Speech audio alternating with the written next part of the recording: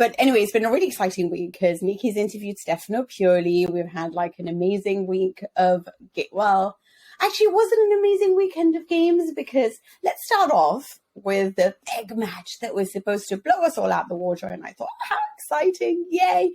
We're going to see what, Juventus are like. They're going to take on Milan at San Siro. It's going to be a fun game to watch. And maybe, just maybe, Stefano Pioli, after 18 tries, can actually beat Massimiliano Allegri. And it was really dull. But some people think it was a nice tactical battle. I get that. But for me, I was like, yeah, I'm over this. Yeah, it's so funny. Like I was sort of looking for this game and I was thinking, well, Pioli hasn't beaten Allegri in 18 meetings, but Juventus haven't beaten any of the teams above them in the table so far this season, right? Like they hadn't beaten Atalanta, Inter, Napoli, or Milan in 5 games, I think, so far this season. And so, like, in my head, it was like well, something has to give this weekend, except it didn't. It turned out it didn't. Like, nothing had to give. Nothing had to happen at all for 90 minutes. We just sat there and waited for anything to happen, and mostly it didn't. It was a really disappointing game, and I'm sure we're going to talk more about Pioli in a bit. Like, I had a really fascinating conversation with him, and I really, really enjoyed him. So it was such a contrast between that sort of, real sort of sense of an individual, and then this sort of realization that doesn't matter who you are as an individual. Like, you don't get to, I say it's like a realization, like I didn't know that this is how the world works, but you know where I'm coming from. Like, that even a good manager who's up against another good manager, by the way, like can't magic a football game to their will. And I think Juventus got more what they wanted from this game. I think Max Allegri came to the game with a strategy that has been serving him pretty well recently, which is safety first, make sure that everything is very tight at the back, even if you've got Daniele Rugani back there, who, by the way, had a great game. Yeah, I know. Yeah. How upsetting. I've been so mean about the guy. But no, credit. Yeah, I'm sorry. And that was the plan, and it worked. Juventus have kept, I can't think how many it is now. They've kept something like 8 clean sheets in 12 games, I think it is. Like they're keeping clean sheets, and sometimes that is able to be combined with a bit more attacking ambition than what they showed here, because here there was a real lack of it. But I don't know. I think for me, what is going to be like my lasting feeling about this game is, Mina, like it's the second half of the season now. So we're not at the business end quite yet, but we're getting towards it, right? And it's second against fifth, and both teams like coming into it as like quite big moments. Milan need to keep up with Inter top. Juventus need to make that push on and get into the top 4. And it's at San Siro, and it should be like one of those great Sunday nights in the season that you just relish. And instead, you've got San Siro with 5,000 fans in because of the COVID regulations that are there in Italy right now at the moment, which takes away a huge part of the atmosphere. You've got a potato field of a pitch where they've played 6 games in 12 days, which was just hideous pitch. They literally played a game the day before Inter played there. And then you get a game of football that for me was, I don't know, it just wasn't the spectacle that I was hoping it would be, I suppose. You're right. I think that there is a lot to talk about this from Milan's point of view and their home form. And I do think that it was a terrible pitch. It was going to harm them a lot more because they are a team that relies a lot on fluidity and beautiful passing. Let's say a lot more than Juventus do, at least. But in their last 7 home matches, they've only won twice. So it's almost like, do you remember we talked a lot about this last season? We noticed that Milan was so good away from home, and they sort of rectified this issue at the start of the season. And then now it's like almost going back to the average of them being poor again at San Siro. So I don't know what's going on there. Like you said, it could be that as obviously an issue with the pitch that they're going to make sure they work on and have it nice and beautiful for the big derby when we come back from the international break. There's obviously things to look into there in the sense that Zlatan hasn't scored since September, was taken off 28 minutes later, still sort of the guy they depend on. This is the thing with Milan. I feel like they are such a good team, but sometimes when the stakes are high and you need to level up, I don't know if they quite manage it in the same way that sort of other teams do. Like Juventus are pretty hideous and they haven't beaten anyone in the top, but they do try to level up. It's just that they don't have enough. They will try to to win against Chelsea or something like that. But Milan, with everything that they have and the beauty of their game and their strategy and tactical identity, I am disappointed with some of their performances in the Champions League. I'm disappointed with some of their performances in the league and, in front of their own fans. But, this is a young squad and they don't have the type of individuals perhaps others can rely on. But I'm more interested in talking, obviously, because in this sense, I'm going to do something that I rarely do, because I am the president of Max Allegri's fan club. Or if I'm not, I should definitely be appointed. You know how much I value this human being as everything. I think he is such an intelligent man, more than I think that he's a great coach. He's wonderful. And the way that he talks really pulls you in, and he's so charismatic when it comes to talking about football. I was very happy with him coming back, and I've been somewhat happy with the way that he is trying to deal with this, this whole risk averse. I get it. But now I just feel like it's getting a little bit tedious, because there is obviously a problem. Dybala is playing as a centre-back in order to try to get the ball to produce. I don't know how far. Yeah. Yeah, it's like one of those, where if you guys watch Friends and there's an episode where they play American football and they're like, go long to Rachel. I feel like that's Phoebe, sorry. Yeah. I think it's Phoebe. I someone, yeah. Right. Or is it It might be Rachel. It might be Rachel. You might be right. Yeah, I can't remember. Yeah, she was pretty bad at it. And I just feel like Dybala's going long because no one can get the ball up the field for Paul Morata or for anyone in the air. You've got McKennie trying to make runs. Honey, there's no ball, so what are you making runs for? Yeah. Mm. So it's like Dybala's going all the way back to try to get the ball up the field. Yeah. And you just think to yourself, there's obviously a tactical mismatch, because you can't. Morata's just simply never going to be like a Lukaku or that kind of figure that can play on his own and hold up the defense. He's the kind who presses from the front. He's a lot about mobility. You know that. You've spoken about that. This is what you love about Morata. You can't just stick him up there and hope he's going to do something. He's not that kind of striker. So you need the ball. And once again, you bring on Arthur, but you take off Locatelli. If you don't have the midfield possessing the ball, then all these players become unable to produce a shot on goal. Since 2019, Juventus haven't gone through a game without producing a single shot on target. And they've got Dybala, and they've got Morata, and they've got raiders from midfield, like they like to call them, and you bring on Kulusevski. It's bizarre. And you're not up against Tomori and Kayet, right? So it comes to a time where, where Allegri jokes, oh, well, if you want goals, then bring in Landucci. Well, yeah, maybe we should at this point, because Landucci got us 4 goals against Sampdoria. Landucci got us the comeback win against Roma. I'm not saying to you that he's obviously the man, but maybe try to possess the ball and allow for Arthur was very good when he came on. Maybe he would have been even better with Locatelli. And Locatelli, when you watch him against Tonali and you see how far below he is, and it's almost like having a Ronaldo in midfield, not quite, because it's not of that level, obviously, but telling him you can only express this much of your potential, which is 30%. Why not? You have Locatelli, one of the best midfielders of the Italian national team. Use him to his advantage. Bring him in with somebody that can also direct the game. I don't want to take away, because I think McKennie's been brilliant. I thought Bentancur was very good in this match, But I do feel like tactically Allegri is not doing enough to unbutton and unleash a forward line. And he's actually making it very, very stale. Now, the other issue I have with this, and I'm sorry I'm talking for a long time, is just on a psychological level. Allegri is acting as if okay, well, we have to be so humble. And I get that, right? Because you don't want to be in a place of superiority where you feel like you're running away with it. Yeah. The way, anyway, I won't mention the because Napoli, but anyway, let's work hard. Let's keep working hard. One fight at a time. Yeah, one fight at a time. But I do think by him always accepting sort of, oh, well, it's Milan, so, it's good we've kept them only 7 points away. And all of these matches of not winning against the big guys, of not actually pushing the team to outscore Milan, to do more than they can. On a psychological level, I was very angry when Antonio Conte once said in the Champions League, it's between us and Galatasaray for second place. And I said, I don't like a coach like that to be in charge of Juve. I don't want a coach like Allegri who thinks it's okay to be, subpar and to accept Milan's dominance.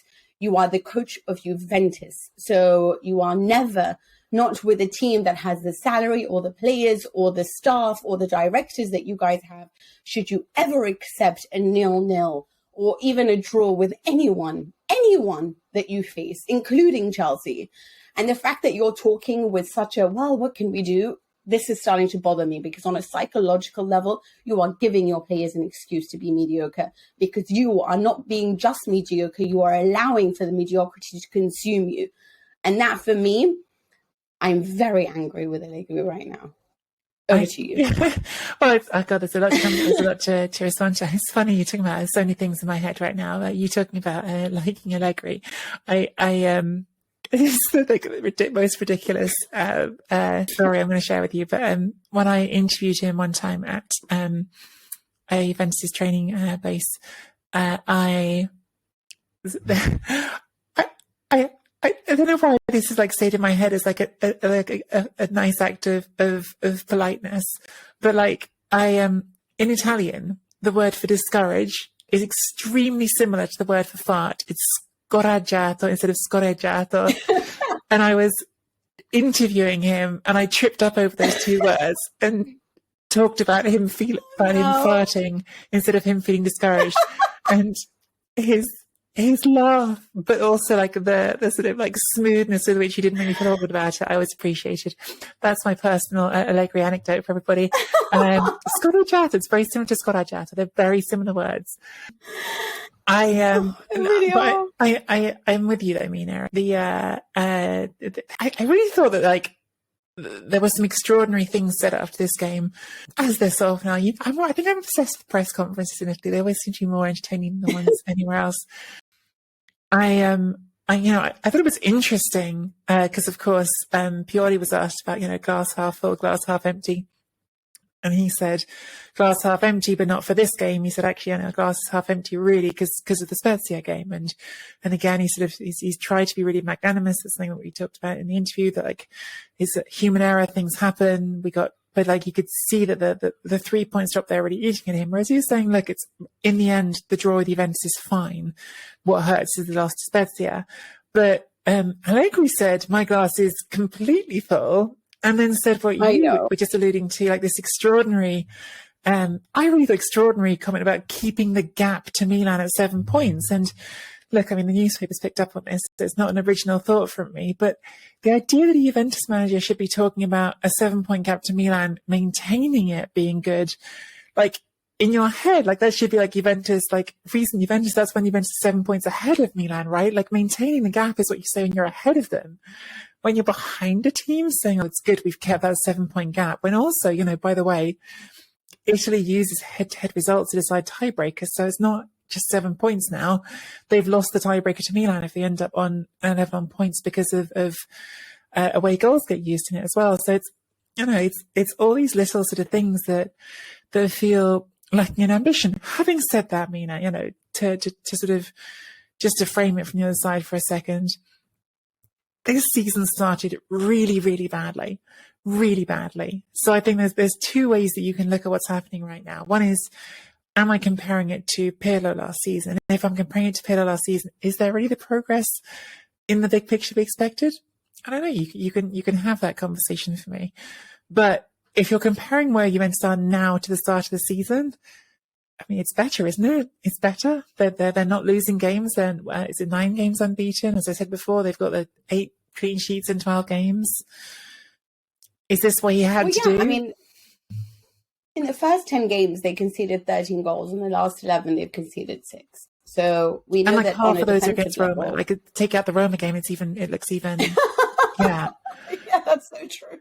And also, can I just say on a matter of defense, yeah, do you not think, like when you have a star player, like, I don't know, like Fabio Cannavaro, yeah, like when you have that guy, it's like whoever you stick next to him just works. He just becomes like the world's greatest defender. Chiellini's that guy. Like, he makes Bonucci the best version of Bonucci, And yesterday with Rugani, I'm like, what just happened? He was good. He had a good game. Yeah, he was really good. I mean, the guy was shutting things down. He was anticipating. His speed of thought was faster than I usually remember it to be. So I was like, Chiellini is that guy. It's interesting. And he plays with such, it's true, like the enthusiasm of a kid. But listen, I honestly don't. It is better. Obviously, it's better. At least defensively, there's more rhythm and all of this. But for me, I don't know whether he's just trying to lock down his little, because he's a perfectionist in the whole team's scheme. And so I don't know whether he's just trying to make sure Locatelli understands this or Cuadrado understands this before then I can bring on the Arthur and keep them all there. I remember Inzaghi had, because he wanted to play all his best players and he was trying to figure out a way of making it balanced without losing like their defensive solidity. And it took a while until he finally had the courage to play everyone together. But I just feel like it's taking too long. And right now it's starting to harm Juventus more. It's not like Arthur and Locatelli are the answer and all of a sudden Juventus are going to win the Scudetto.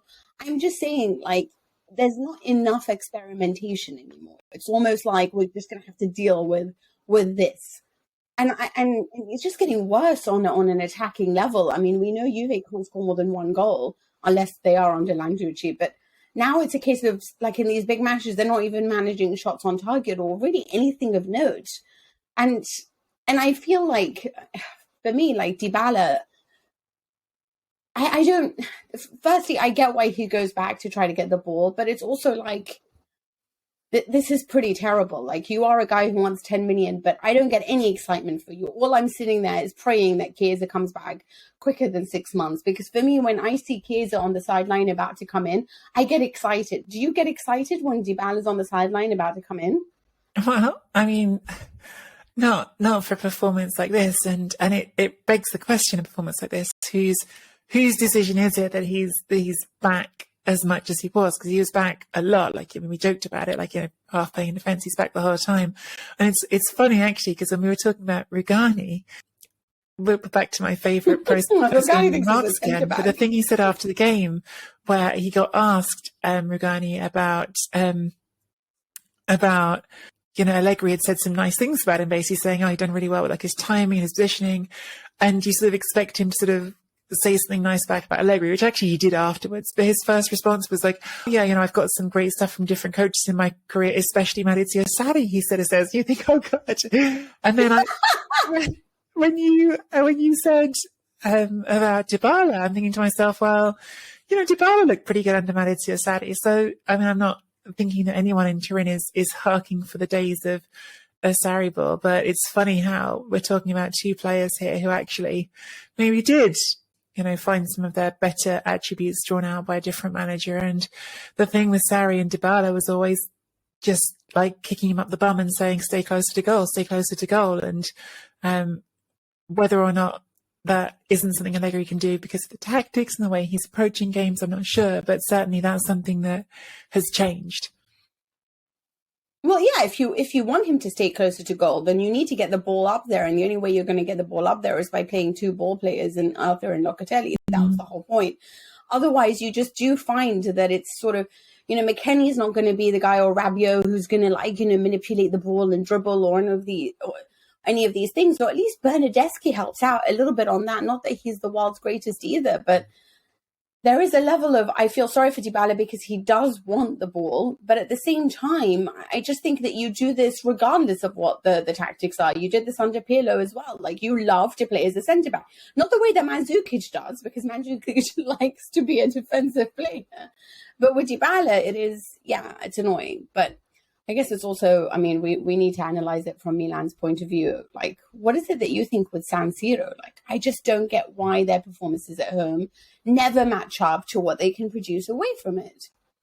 Yes, there's a few things here. I think one of the things that clearly, you can't get away from in this game is that it is impacted by Zlatan Ibrahimovic getting injured after 28 minutes, and we haven't mentioned him yet. It's funny. I sort of actually have that in my head on the list of, along with the not having the fans there and the potato pitch, like things that you sort of expected from this game that didn't happen, right? Because Ibrahimovic was sort of talking, or at least had been talking not long ago, about how the big duels, the games against someone like Chiellini are the ones that keep him going. And that's like what excites him. That's what makes football such a joy for him still. And that was a duel we were looking forward to. And who knows? I think that when I was sort of going back through the game afterwards, trying to sort of think, what were the closest things we had to sort of goal scoring chances in this game? Because it felt like even that was a bit of a reach. And I think there were, in the second half, a couple of times when Theo Hernandez made those sort of big runs through that created a little bit of danger. There was the one nice cross for Salamakers that Giroud headed straight at Szczesny. And other than that, the main one is in the first half when Ibrahimovic does really excellent work with just a single touch as the pivot between Macias and Leao gets a shot off from the edge of the area that I think was probably the toughest save that Szczesny had to make, even though it was only a sort of a half chance for Leao in amongst a lot of defenders. So look, there's an impact of losing a forward like Ibrahimovic. Also, we can sort of turn that around and say, should you be relying on a 40-year-old who's been injured a lot? Obviously not. I certainly think that between the two teams, Milan were the team that showed more ambition, that created more goal-scoring chances. I think we can be fair to Milan and say that this is a team that was missing effectively a whole spine because it was without Kjaer and Tomori, and then in midfield, Kessié and Benacerrafini coming on off the bench and sort of being just back from the Cup of Nations. So there's mitigating circumstances, right? So I can give you all of these reasons as mitigating circumstances for Milan. But the bigger point that you're making about performances at home, I think it's hard to pin down some of it. I think that the pitch is a factor, but it's, the pitch is the same for both teams. I thought it was interesting the way Pioli talked about that after the game, because he said it's not an alibi. But at the same time, in the same breath, he said, but sometimes a pitch like this means that you have to take an extra touch, have to take an extra pass. And I thought, for the way that Milan play, I think best when Milan are playing their best football, I think it is when they're playing at speed. It is when they sort of go a little bit breakneck, when Leao is given that sort of head of steam running at people, when Theo Hernandez is running at people with a head of steam, and Macias and whoever else ends up behind the attack as well. So I think maybe there is something in another pitch would suit them better. In the end, I think you probably can point a little bit of the same thing at both teams, though, which is Ibrahimovic scores a lot of goals and is a good player and a valuable player still for them at that age. But certainly if you take him out, and even when he's there, do Milan still need someone at the top end of the pitch who's just a bit of like a ruthless goal scorer? Juventus clearly do. That's a conversation I'm sure we'll have about Vlahovic. And certainly for me, having sort of thought more positively about it at the beginning, I am less and less convinced that Giroud, when he's on the pitch for Milan, is contributing enough to that attack. I think when he's in there, there's not enough gain from having him there. I mean, he's there to do what he did on that one Salamakers cross, which is be a good target for headers, and he's not getting enough of those or converting enough of those to me to justify it. So I don't know what is the sort of secret sauce, but I feel like the number 9 position, certainly when Ibra's not there, is still not quite good enough. Resolved. I mean, it's been a problem for a while.